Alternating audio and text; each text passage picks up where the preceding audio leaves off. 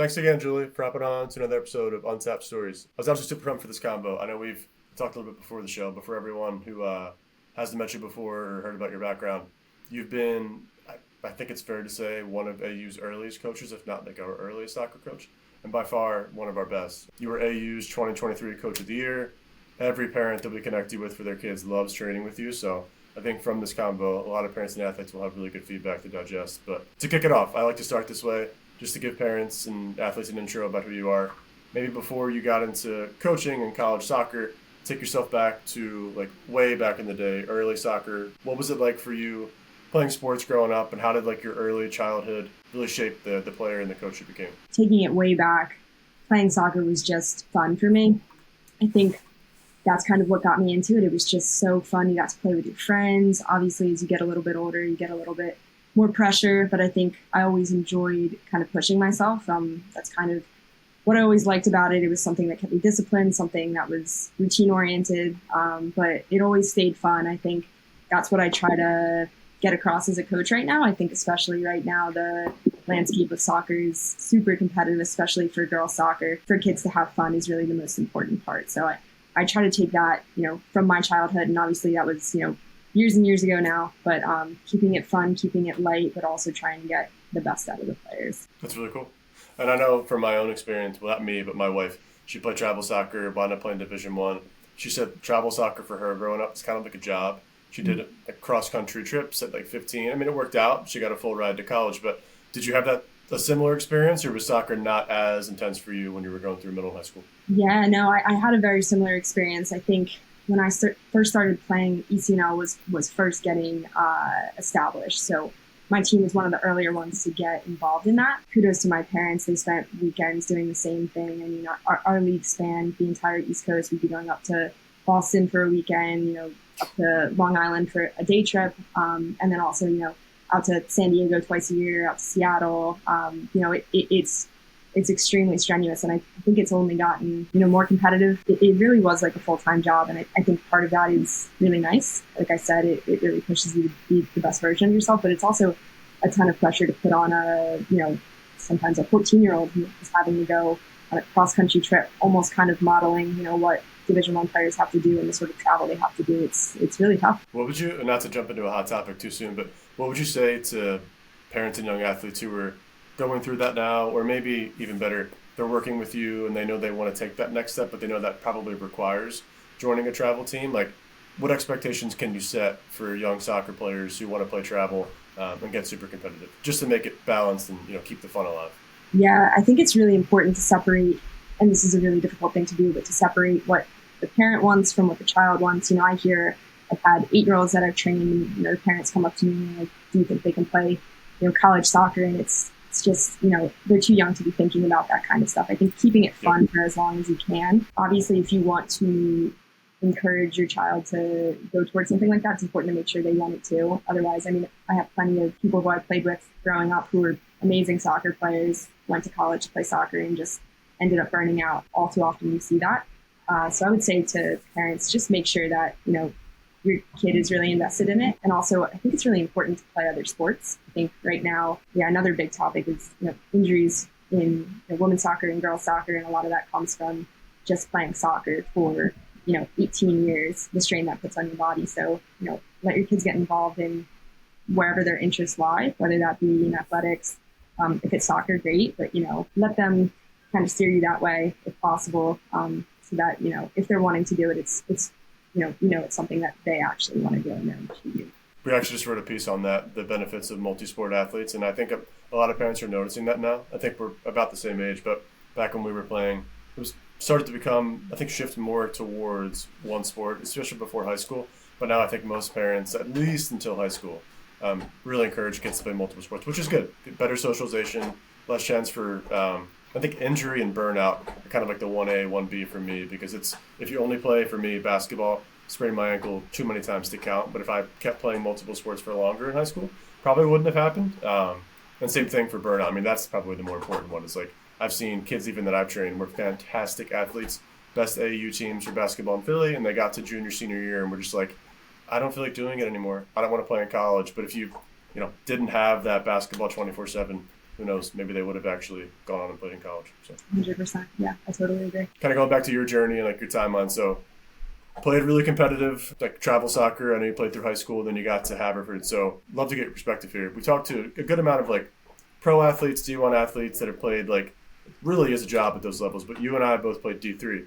To parents that they have competitive athletes, they want to play at the next level. They maybe think they're D1, but they don't really know what D3 is about. How would you pitch playing Division III soccer to a parent who maybe, has a kid who wants to play in college one day? Yeah, it's a great question. I think D3 can sometimes get a bad rap, and sometimes it can be the butt of a joke. But it is, there's serious athletes at the Division III level, players that you'll play with. All the players that I played with in college, I'm sure it was the same for you.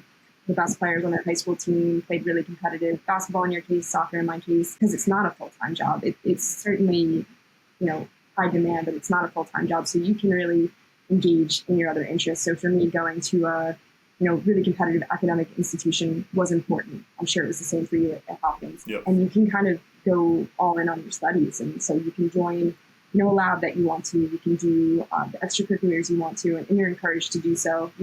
What was big for a lot of my teammates was wanting to study abroad. You can do stuff like that. People will say, you're very much student athletes, so student first. And that was really important for me, where I wanted to play competitive soccer, but also my academics were really important. And that's kind of just, what ended up making sense for me. I think a lot of times what I saw through my recruiting process and what I see a lot with some of the kids I coach is focusing on Division I and Division II. And a lot of the times you can get just as competitive soccer at Division III, and also you can maybe have a better academic experience. There's a ton of great Division I, Division II schools, but Division III has some really top-tier academic schools, and the soccer is good as well. How do you? It probably was more than a year or two ago, so maybe I'm drawing back on the history here. But for a young athlete now who wants to get recruited by a D3 school, how would you recommend going about doing that? Were you proactive in the process and like contacting coaches, or did you go to ID camps? What would your advice be to young athletes who want to play D3 and get noticed? I did a bit of both. I think looking back on it now, what's really important is going to those ID clinics. It depends on the school. So if the school is going to want to see you at one of their ID clinics, then you should focus on that. Some coaches will travel to more regional tournaments and stuff. So at the Division III level, there's not a recruiting budget that's going to probably send them across the country for every single tournament. Yeah. So if you're looking at something where the school doesn't have as much funding, that's important. I think it's important to talk to the coach and say, I'm really interested in your program.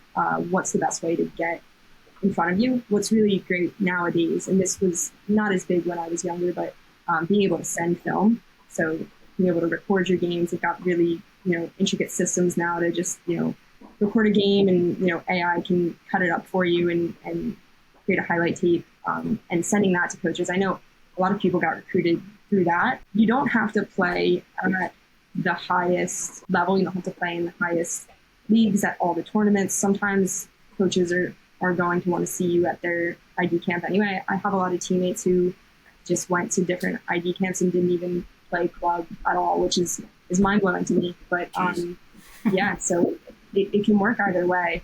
So whatever works for you. If you want to play club and that's important to you, by all means do it, but you don't have to play the most competitive club that's going to every single tournament. I also think it's important to know, like, if you're looking at schools on the East Coast, you don't need to play for a club unless you want to. That's going to tournaments in California and Washington. Those coaches aren't going to go to those tournaments. So cater your experience to what you want it to be. But back when I was playing, ID clinics and ID camps were really important. But it's important to know, like, the kind of week-long ones are probably more of a moneymaker for the school, whereas the one-day ones, they're probably more where they're looking to actually scout.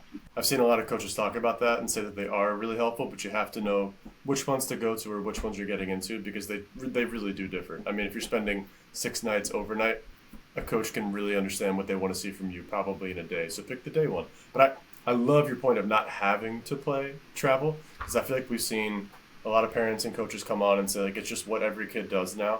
Even I have 2 young boys, super young, like 2 and 9 months. But I'm thinking, like, when they get older, even if they are good, am I going to have to put them on that travel or baseball or basketball team and spend, like, all of my wife and I's time in a car or on a plane? Like, seems like every single parent does that now. But you have, again, if you want to get to a certain level, you want to play pro, like maybe, you want to do that. But if you want to just essentially use sports as a vehicle to get to college or to get to a better place, you don't have to do all of those things. You can just go to ID camps. You can maybe work out, take care of your body on your own, get stronger, and show up at the right places. Like, there's other options than just signing up for the crazy 12-month a year, travel soccer team. Again, if you want to do it, cool, but you don't have to. So Exactly. that's really cool. During your time at college, was there any particular person, like a coach, mentor, even Haverford, like maybe a professor or teammate that had a really big impact on you that you still kind of lean on their virtues, their values, and the way you coach today? Two coaches that were really influential for me. One is my high school coach, who I now coach with today. Nice. Always just kind of the things that I talked about, where having fun is really important.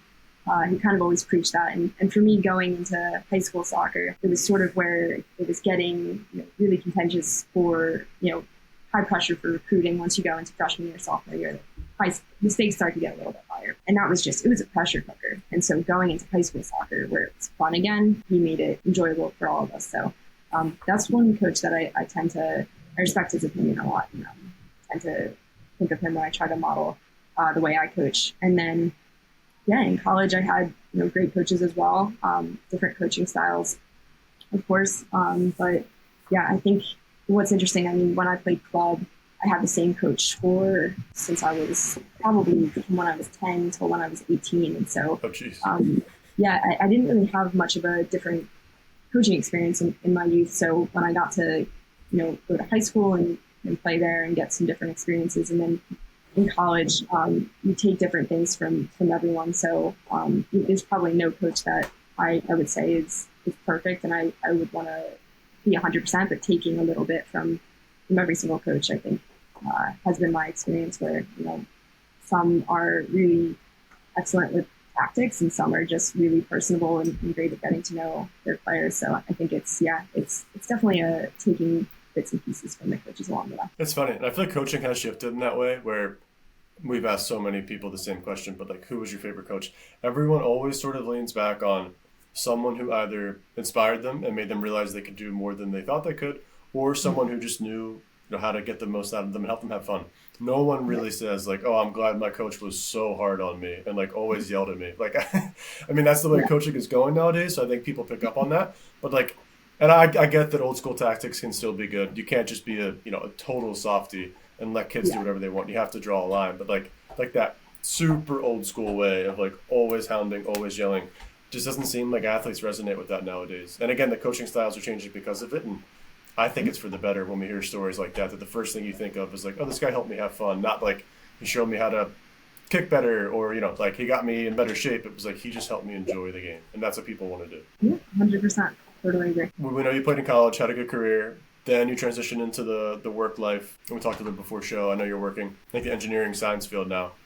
What made you want to take the leap into private coaching? Because I think I see it all the time because we run Athletes Untapped, but like so many former college and pro athletes want to coach, but they don't want to be a full-time college coach. They don't want to be a full-time high school coach. They still want to make money doing it and give back. Like, what sparked the idea for you to wind up wanting to get into private coaching and really spend your free time, weekends, nights, training young athletes? For me, especially what is so enticing about private coaching is the flexibility of it. So like you said, if you're a full-time coach, it's kind of a lifestyle where you're giving up kind of that free time that you have. With private coaching, you can kind of pick and choose. So it's very communicative with the different athletes. So if you have one night a week that you are open to coaching, that's what you can do, and you can talk to the athletes and figure out a time that works for you. I think that's kind of what drew me to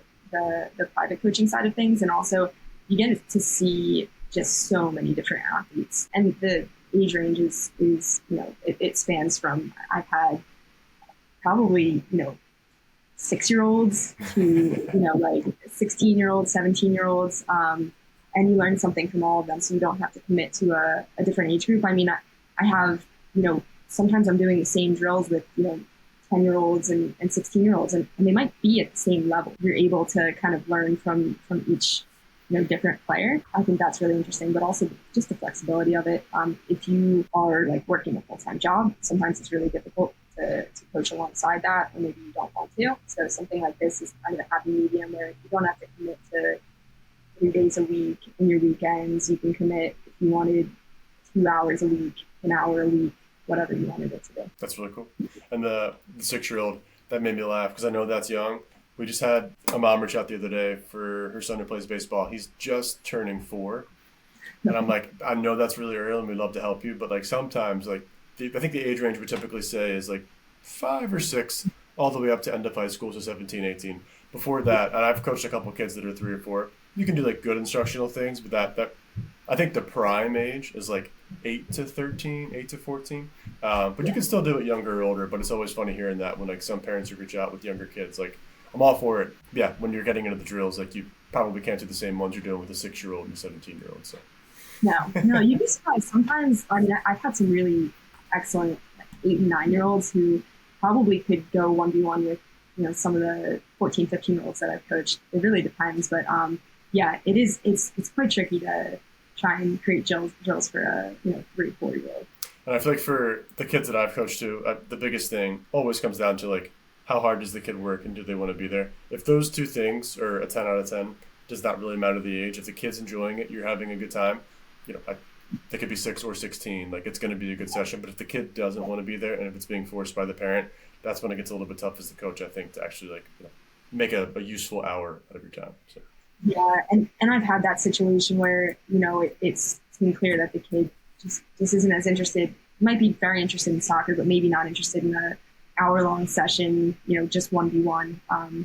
And so yeah, it can be tricky. But I think developing a relationship with the players sometimes when it seems like they're not interested, they're really just shy. Yeah. And so you kind of just need to break through, and then all of a sudden they're excited and they're talking, and it's a totally different kid. Actually, on that topic, one of the questions we wanted to ask you was, we've seen pretty much every parent that books with you, they wind up booking more lessons. So maybe not even speaking to coaches, but just in general for athletes who want to work with you and kind of get in your wheelhouse of training. How do you build good connections with athletes more than just skill building? Like, do you make it a point to talk to the parents and have a rapport with them and then separate that from the athlete? Or how do you go about the personal side when you walk into a lesson to make sure that it's a good connection between you and really the family? So I always try to talk to the parent. Oftentimes they'll give me a rundown of where their kid's strengths and weaknesses are, and the kid just kind of stands there awkwardly and they come over to me. But I always try to talk to the player and say, I heard from mom, I heard from dad what they think, but what do you think?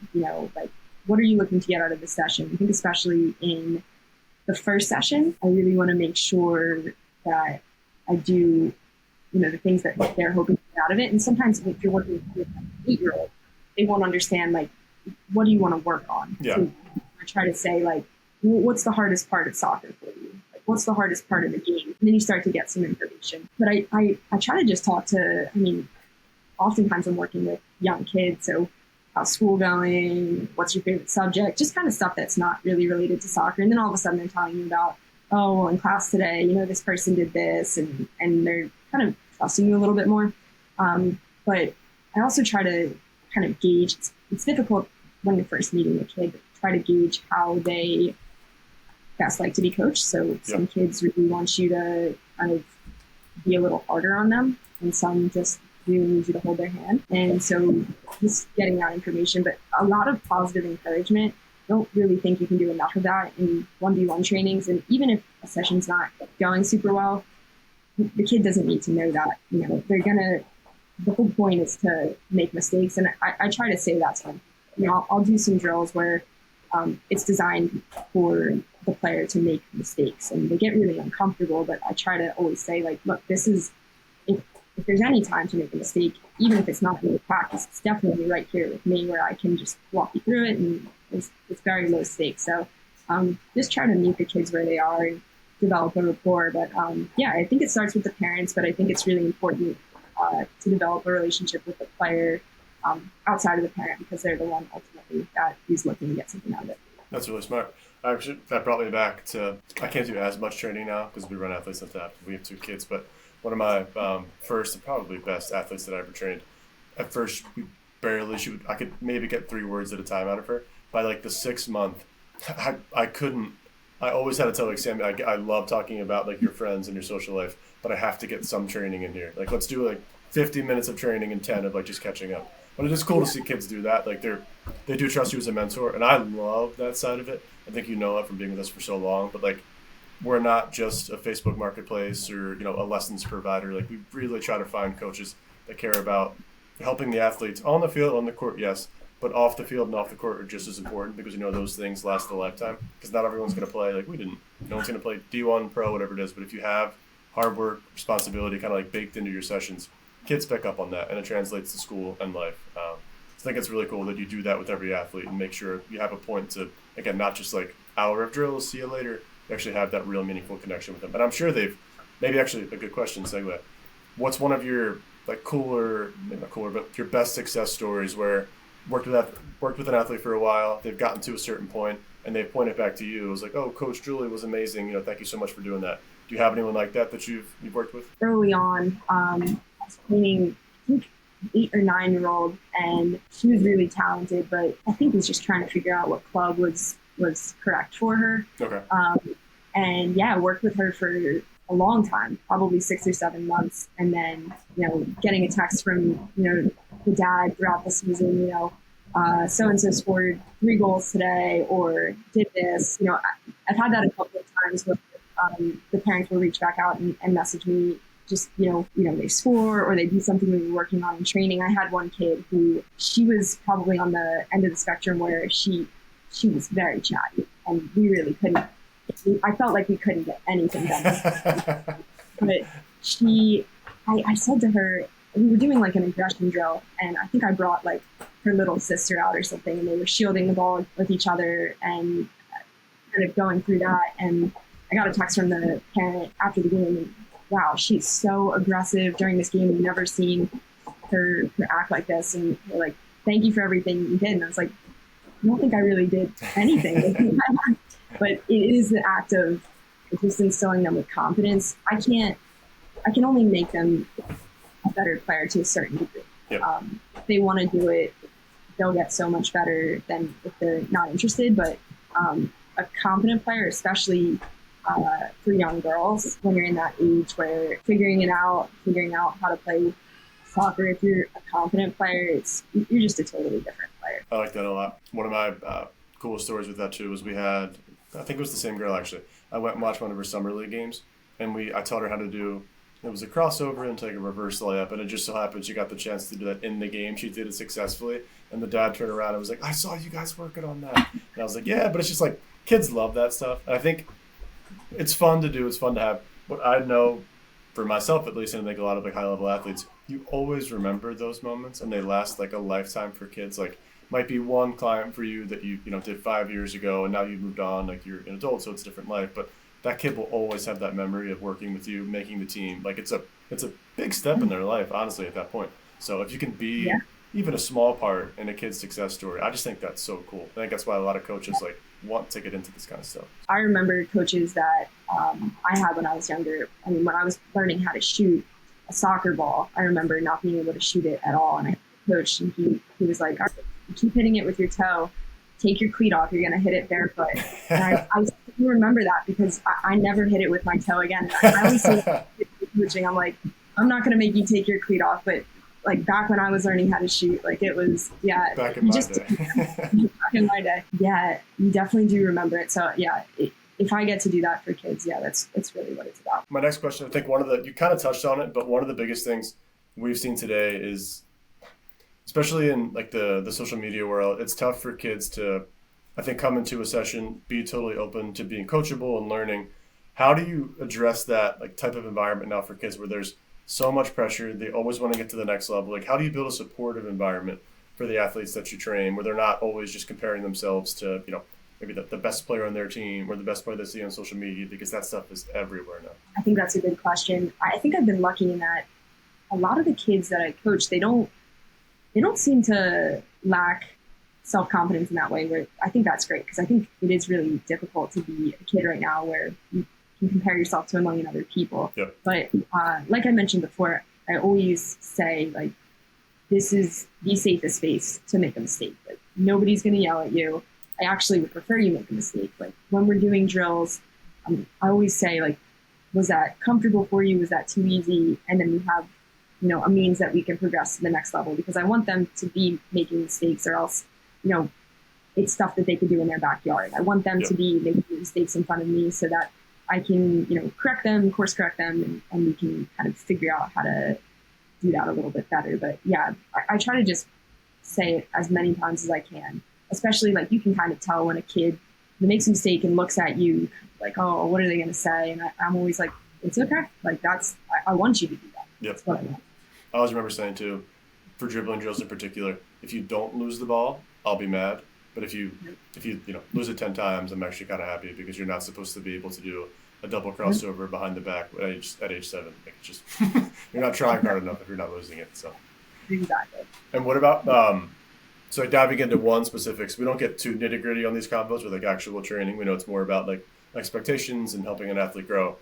But if you were, maybe for every single client you've worked with, what's one soccer drill that you just can't let them skip? Like what a kid could do, one thing at home or one thing with the coach or one thing with the parent. What's the one thing you always want young athletes to be working on? Every single session when I'm starting with an athlete, and probably every single session at the start thereafter, I've got can be from like 5 minutes to 10 minutes. It's just where you get like thousands of touches on the ball. So it's just like 30 seconds of this move and then you move to this move. And I think that's a really good way to gauge where a kid is at technically.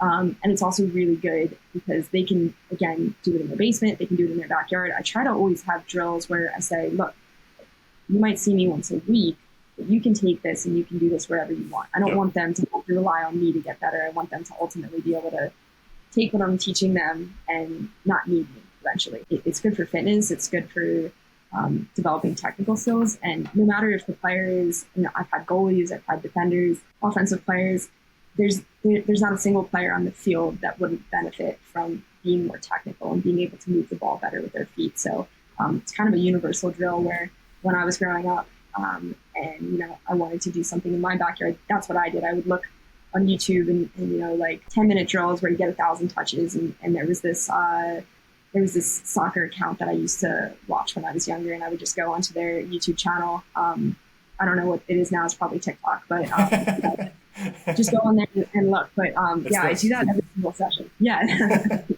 What if, maybe to clarify for athletes who are doing it, if you're doing it with the parent, would the parent just roll it back, athlete kicks it to the parent and continually for 1,000 times? Or for the athlete, would they kind of like lacrosse, like wall ball, like grab a wall, grab a tree and hit it? Or how simple can it be?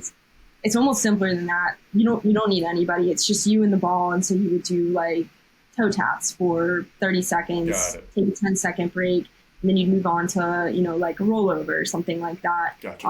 And you can have like 15 of them, do it for 30 seconds, repeat again, and you'll get a crazy amount of touches. And it is really interesting how much you can improve by just doing that one drill. And it does translate. I think that's the drill that translates most effectively into the game without getting into specifics of what each player wants to work on. I like that. I can already see the clip coming on our social medias.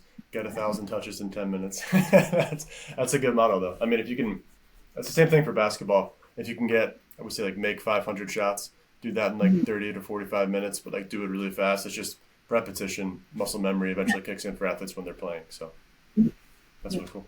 Maybe one of the last questions, Julie, I know again, I've said it, but it's worth repeating. Been this for a long time. Would love having you as an AU coach. Again, parents and athletes love you. And I don't typically ask this, but you've been with us for so long. I think you can speak to it more than anybody else. Honestly, more than 99% of our coaches. But what's been your experience like on Athletes Untapped as a soccer coach? And I guess when you were just getting into private coaching, how did we help you kind of at least understand what it is or elevate your your coaching business on the side? Probably about 3 years ago now that I started working with you. And I think what was really helpful is kind of the advertising that you guys do. I know it goes on in the background because you can kind of tell when something gets pushed out and you get 10 messages from parents and it's gone out to a club or something. So that was really helpful. And then what I really appreciated is when the app was getting developed, you guys were constantly looking for feedback and improving it. And I think you're still doing that with, trying to make things better, develop new features for players. And I think just the fact that it's kind of a player first mentality, you're an athlete yourself.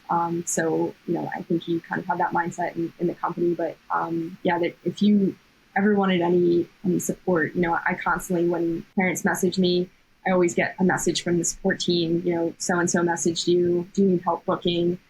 So if you ever have any issues with the website, there's always someone to talk to. But I think also you just kind of have the independence to do your own thing. So there's not really any restrictions. So, you can do whatever you want. It's kind of your platform. And then you guys are there to help out. So I've really appreciated that. Appreciate the kind words. And honestly, it makes our job so much easier. We have really good coaches like you because we know we can trust you.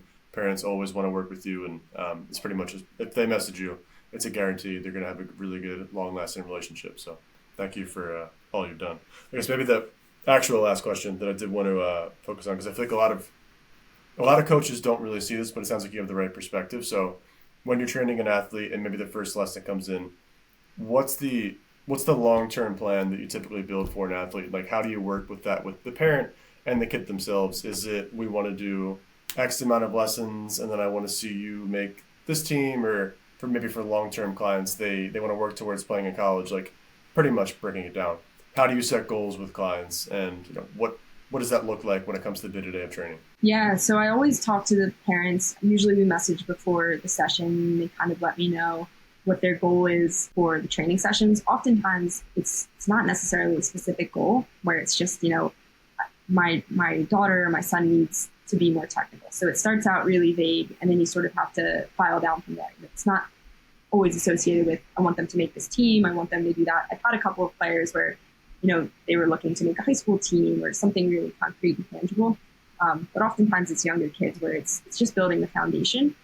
So I talk to the parents and then also talk to the kids. What are you hoping to get out of this? Again, when you're talking to an 8-year-old, they're like, I don't even know why I'm here. I just kind of, my mom drove me here and now I'm here. Again, establishing that relationship and then understanding, do you want to get better at shooting? Eventually you'll get it out of the player. I want to be better at shooting with my left foot or shooting with my right foot. I don't want to shoot with my toe anymore. And so you get that. So oftentimes it's not necessarily, especially when they're younger, not necessarily working towards, I want to make my high school team or something like that. I just want to improve generally. I want to score more goals, and that's what's important to them. So based on their schedule and my schedule, we just figure out, obviously things get quite busy once club soccer starts up for them. Yep. It's tough for them to be, committing to weekly lessons or something, which is nice why it's so flexible. So I'll have, parents who I'll work with maybe in the summer, and then I won't hear from them for a few months, and then they'll reach back out in the late fall when things start to calm down. And that's just, it's nice that that's how it works, because I understand that they're busy.